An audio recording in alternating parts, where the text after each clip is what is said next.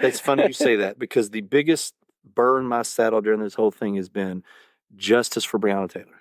And I asked, what define justice for me? What is your version of justice? Because yours is different than mine. And people are like, well, what do you think justice be? I'm like, look, that's not up for number one for us to decide. That's up for God to decide. If we start placing justice or defining justice on who should be, what punishment should be for what, when it's a very murky situation, not a cut and dry black and white deal, that's not for me to say.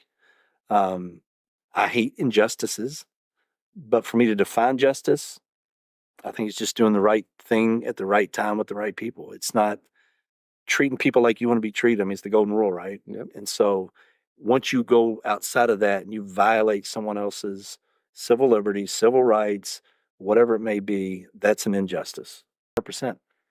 I'm good.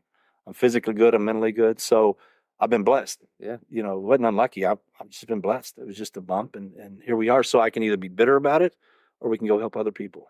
Me looking as an outsider, I would think where you grew up, where you went to school, all of these things, and that community relationship that you had, I'm shocked that there was not more activists, like community activists, like people involved in the community, not necessarily politicians, just people that are known that came out to defend you. Like, that's not who this person is or anything. They Like were getting canceled during that time. oh, that's true. I mean, even when I did Strahan's interview on 2020 and Good Morning America, and it was very contentious.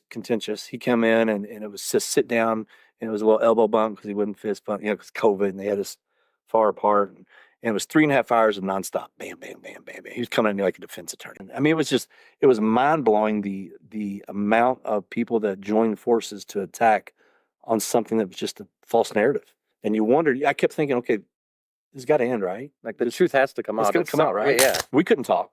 So it wasn't going to come from me. Plus, I'm nobody. I didn't have a voice.